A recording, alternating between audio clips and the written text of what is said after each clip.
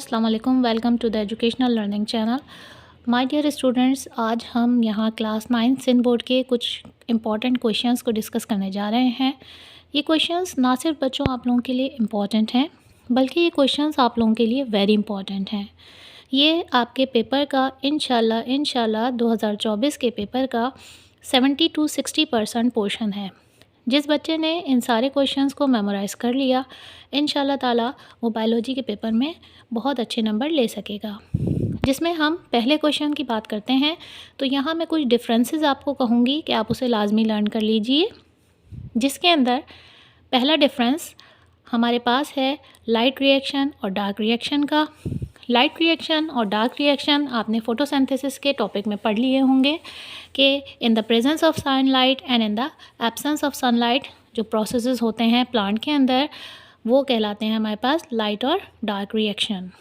Second है आपके पास difference between prokaryotic and eukaryotic cell. Prokaryotic and eukaryotic cell के अंदर डिफरेंस मेनली आपको पता है कि कैरियोटिक हम न्यूक्लियस को कहते हैं, जिनके अंदर प्रॉपर न्यूक्लियस फाइंड होता है, और जिनके अंदर प्री मैच्योर न्यूक्लियस पाया जाता है उन्हें हम प्रोकैरियोटिक सेल कहते हैं। तो इसका डिफरेंस आपने एटलीस्ट सबके लिए 4 to 5 डिफरेंसेस प्रिपेयर करने हैं, जो आपकी टेक्स्ट बुक के अंदर भी मौजूद हैं और आप वहाँ से उसको लाइन बाय लाइन उम्मीद है याद कर चुके होंगे। थर्ड डिफरेंस हम डिस्कस करते हैं यहाँ रेस्पिरेशन एंड फोटोसिंथेसिस का।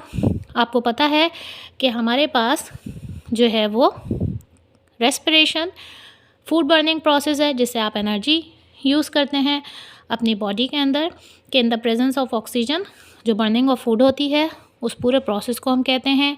ये कहाँ टेक प्लेस होता है? माइटोकॉन्ड्रिया के अंदर रेस्पिरेशन का प्रोसेस होता है।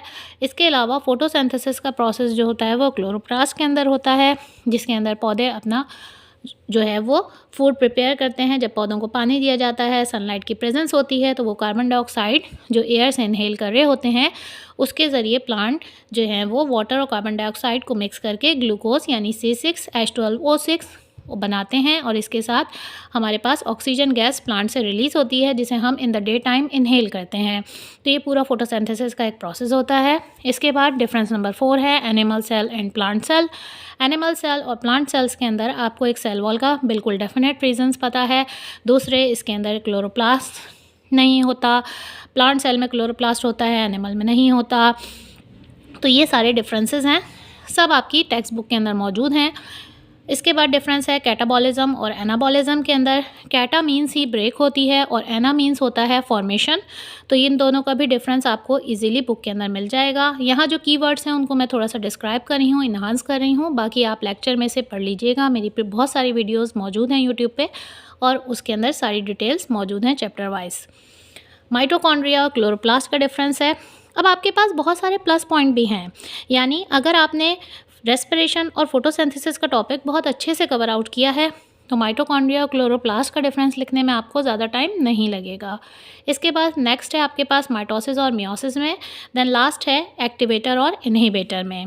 इसके साथ साथ हम कुछ डायग्राम जो वेरी मोस्ट इंपॉर्टेंट हैं उनकी प्रैक्टिस आज से ही स्टार्ट कर दीजिए। डेली बेसिस पे एक डायग्राम बनाइए, तो 1 वीक के अंदर आपकी डायग्राम इजीली बहुत अच्छे से बन जाएंगी। और हार्डली डेली 15 मिनट्स का काम है कि कोई भी दिन के 15 मिनट निकाल लीजिए कि 15 मिनट मैंने डायग्राम की प्रैक्टिस करनी है, और रोज़ाना एक डायग्राम मैंने उस 15 मिनट में 2 से 3 बार बना के उसकी लेबलिंग याद कर लेनी है। तो आपका एक क्वेश्चन आराम से अटैम्प्ट हो जाएगा लॉन्ग पोर्शन का, यानी डिस्क्रिप्टिव क्वेश्चन आंसर्स का, जिसके अंदर आपके पास कुछ डायग्राम इस तरह हैं कि ह्यूमन एलिमेंट्री कैनाल की diagram, TS section of root in plant, fluid mosaic model, next human heart and stages of mitosis. इसके अंदर अगर आप फिर भी बहुत सेलेक्ट आउट करना चाहें तो मैं आपसे कहूँगी कि stages of mitosis, human heart और एलिमेंट्री कैनाल, ये मोस्ट इंपॉर्टेंट डायग्राम है, specially stages and human heart की। तो stages of mitosis and human heart तो किसी कीमत पे भी स्किप आउट नहीं कीजिए फॉर फुल लेबलिंग।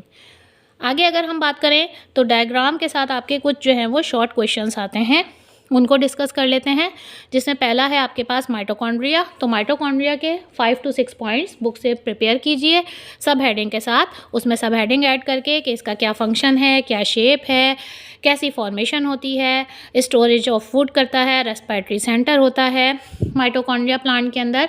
तो ये सारी बेसिक पॉइंट के साथ माइटोकॉन्ड्रिया को प्रिपेयर कीजिए। नेक्स्ट क्वेश्चन है आपके पास कि label diagram of cardiac muscles. तो मैं आपको कहूँगी कि सेफ साइड सिर्फ कार्डियक मसल्स को नहीं कीजिए, आपकी बुक में 3 मसल्स डिस्कस किए गए हैं, skeletal muscle, smooth muscle and cardiac muscle. तो हम तीनों को अगर कर लें तो हमारा एक शॉर्ट क्वेश्चन सेफ हो जाएगा, ज़्यादा लेंदी नहीं होगा। नेक्स्ट है हमारे पास label diagram of animal cell. उसके बाद है हमारे पास flow chart of biological step methods, जिसमें आप हाइपोथेसिस से लेकर पूरी अपने उस पर एक्सपेरिमेंट करते हैं और एक लास्ट में रिजल्टेंट डिस्कवर करते हैं। ये भी मेरी वीडियो मौजूद है यूट्यूब पे, आप वहाँ जाके चेक कर सकते हैं मेरे चैनल पे। नाउ उसके बाद है label diagram of villous of human being and the last is frog digestive system. सारे सिस्टम इंपॉर्टेंट हैं, लेकिन फ्रॉग के सिस्टम्स हम डिस्क्रिप्टिव में लर्न नहीं करते, आप लोगों को पता होगा। और जो फ्रॉग के सिस्टम्स हैं उसमें सिर्फ एक ख़ास तौर पे बकल कैविटी ऑफ फ्रॉग भी इंपॉर्टेंट होती थी पहले, लेकिन अब इतनी नहीं है। जो मुझे अभी लग रहा है वो फॉर द सेफ साइड आपको डाइजेस्टिव सिस्टम ऑफ फ्रॉग कर लेनी चाहिए।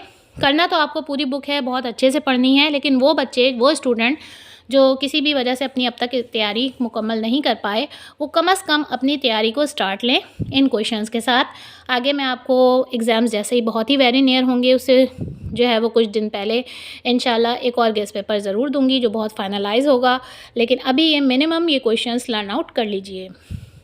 उसके बाद हमारे पास कुछ क्वेश्चंस हैं जो बुक के अंदर से लॉन्ग क्वेश्चंस के अंदर आते हैं, वो आपको लाजमी करने हैं। जिसमें हमारे पास फर्स्ट क्वेश्चन है what is transpiration, explain the mechanism of transpiration and factors affecting transpiration. जो फैक्टर्स हैं ना ट्रांसपिरेशन के अफेक्टिंग, जो ह्यूमिडिटी है, फास्ट विंड है, सारी चीज़ें, ये बहुत ज़्यादा इंपॉर्टेंट क्वेश्चन है। इसके बाद secondly but very very important आपके पास है इस साल, define photosynthesis, name any 2 phases of photosynthesis, और उसको डिस्क्राइब करना। अब आपने फोटोसिंथेसिस में डिफरेंस भी याद किया हुआ है, आपने लाइट एंड डार्क रिएक्शन में भी डिफरेंस याद किया हुआ है, आपने उसी सारी चीज़ों को सम अप करके हेडिंग बना के यहाँ अपना लॉन्ग क्वेश्चन लिख देना है। यानी लॉन्ग से शॉर्ट भी आता है बच्चों, और शॉर्ट से लॉन्ग भी आता है।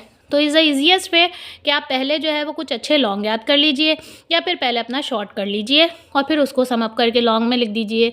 तो ये आपके ऊपर है कि आपको जो कन्वीनियंट लगता है आप वो वे यूज़ कीजिए, but you have to prepare yourself for the better result. Okay बच्चों, उसके बाद हम बात करते हैं students, describe the fluid mosaic model of the cell membrane. Now next is what is blood and write a short note on cardiovascular disorders. Blood के साथ आपके पास आ रहा है कंपोजिशन ऑफ ब्लड भी पूछ सकते थे, वो शॉर्ट में पूछते हैं।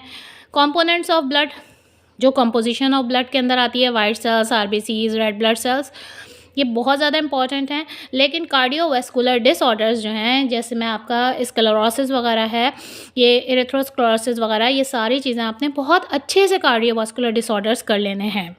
इसके बाद हमारे पास नेक्स्ट क्वेश्चन है जो कि आपके बॉटनिकल सेक्शन से है, that is autotrophic nutrition and heterotrophic nutrition.